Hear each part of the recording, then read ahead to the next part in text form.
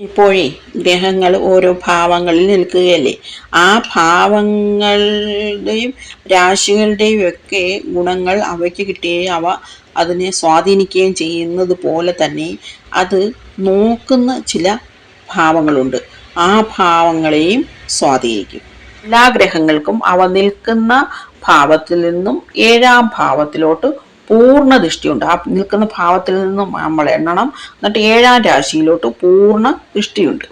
ഇപ്പോൾ ഇതിൽ കാണിച്ചിരിക്കുന്നത് പോലെ ധനുരാശിയിൽ അല്ലെങ്കിൽ നിൽക്കുന്ന ഗുരുവിന് അതിൻ്റെ 7-ാം ഭാവമായ മിഥുന രാശിയിലോട്ട് പൂർണ്ണ ദൃഷ്ടിയുണ്ട്.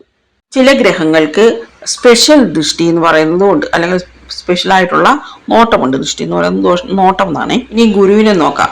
അത് നിൽക്കുന്ന രാശിയിൽ നിന്നും 1 നിൽക്കുന്ന രാശി, പിന്നെ 5, 7, 9 ഈ ഭാവങ്ങളിലേക്ക് ദൃഷ്ടിയുണ്ട്. ഇതിൽ 5, 9 ഭാവങ്ങളിലേക്കുള്ള ദൃഷ്ടിക്ക് പറയുന്നത് സ്പെഷ്യൽ ദൃഷ്ടി എന്നാണ്. ഇനി കുജനാണെങ്കിൽ 4, 7, 8 ഈ ഭാവങ്ങളിലേക്ക് ദൃഷ്ടിയുണ്ട്. അത് നിൽക്കുന്ന രാശി നമ്മൾ 1 കണക്കാക്കുന്നത്. ഇനി ശനിക്കാണെങ്കിൽ അത് നിൽക്കുന്ന രാശിയിൽ നിന്നും 3, 7, 10 ഈ രാശികളിലോട്ട് അല്ലെങ്കിൽ ഭാവങ്ങളിലോട്ട് ദൃഷ്ടിയുണ്ട്. ഇതിൽ 3, 10 ഇതിന് പറയുന്നത് സ്പെഷ്യൽ ദൃഷ്ടി എന്നാണ്. രാഹുകേതുക്കളുടെ ദൃഷ്ടി സാധാരണ കണക്കൂട്ടത്തിൽ എന്നാണ് പറയുന്നത് എങ്കിൽ നമ്മൾ പറയുന്നത് 5, 7, 9 നമ്മൾ പല ചാർട്ടുകളിൽ നോക്കിയിട്ടുള്ള കുറച്ചൊക്കെ എഫക്റ്റ് ഉണ്ട്. അതുകൊണ്ടൊന്ന് അറിഞ്ഞിരിക്കുന്ന നല്ലതാണ്. 5, 7, 9 ഭാവങ്ങളിലോട്ട് രാഹുകേതുക്കൾക്ക് ദൃഷ്ടിയുണ്ട്. ഒരു 30% എഫക്റ്റ് കൂട്ടിയാൽ മതി കേട്ടോ. അപ്പോൾ ചില രാശികളിൽ ഇതിനകത്ത് നോക്കിയാൽ തന്നെ നമുക്ക് മനസ്സിലാകും ഗ്രഹങ്ങളൊന്നുമില്ലല്ലോ.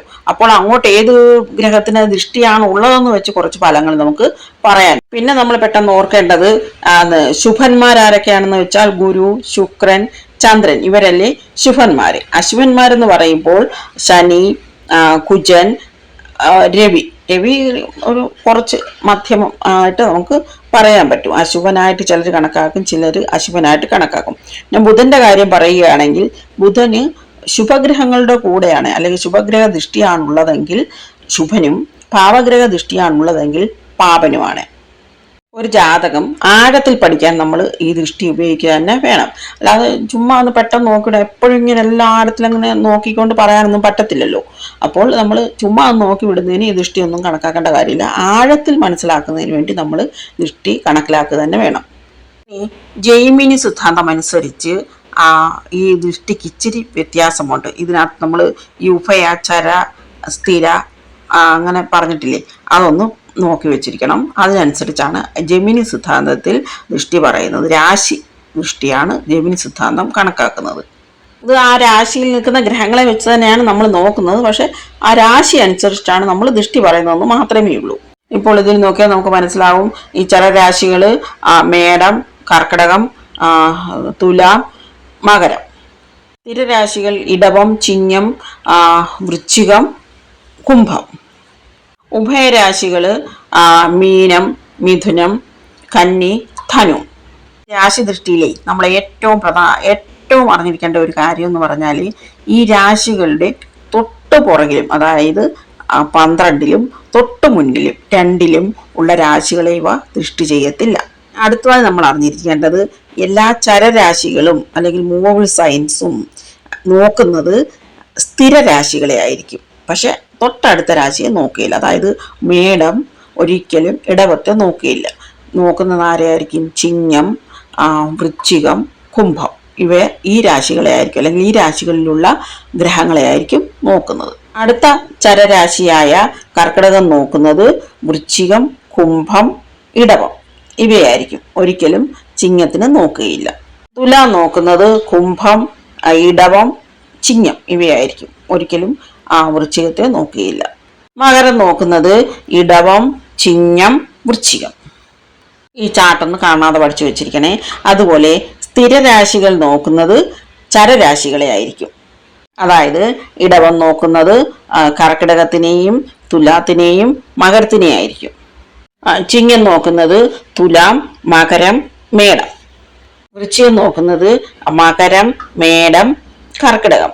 കുംഭം നോക്കുന്നത് മേടം, കർക്കിടകം, തുലാം. ഇനി അടുത്ത പ്രധാനപ്പെട്ട പോയിന്റ് എന്തുവാന്ന് വെച്ചാൽ ഉഭയരാശികൾ അവ പരസ്പരം അങ്ങോട്ടും ഇങ്ങോട്ടും ദൃഷ്ടി ചെയ്യും. അതായത് മിഥുനം കന്നിയെയും ധനുവിനെയും മീനത്തിനെയും, കന്നി ധനുവിനെ, മീനത്തിന് മിഥുനത്തിനെ, ധനു മീനം മിഥുനം കന്നി. പിന്നെ മീനം നോക്കുന്നത് മിഥുനം കന്നി ധനു. കൊറോണ കാലത്തൊക്കെ ഇങ്ങനെ ഈ രാശിദൃഷ്ടിയും വളരെയധികം പ്രാധാന്യം നൽകി വന്നിരുന്നു. കാരണം അതും കൂടെ വെച്ച് നോക്കുമ്പോൾ കൂടുതൽ കറക്റ്റായിട്ട് കിട്ടും നമുക്ക്. ഇപ്പോൾ സാധാരണ നോട്ടമൊക്കെ മതി നമുക്ക്, പക്ഷേ ഇതും കൂടെ അപ്ലൈ ചെയ്യുമ്പോൾ നമുക്ക് കൂടുതൽ കൃത്യമായിട്ട് പറയാൻ പറ്റും. നമ്മൾ ഈ പ്രഡിക്ഷനൊക്കെ നടത്തുമ്പോഴേ അപ്പോൾ ആ പ്രവചനങ്ങളിലെല്ലാം ഈ ദൃഷ്ടിയാണ് നമ്മൾ കൂടുതൽ നോക്കാറ്. ഇപ്പോഴത്തെ ആ ഗ്രഹസ്ഥിതികളൊക്കെ അനുസരിച്ച് വളരെ കൃത്യമായിട്ട് ഈ ദൃഷ്ടിയും കൊണ്ടാണ് നമുക്ക് പറയാൻ പറ്റുക.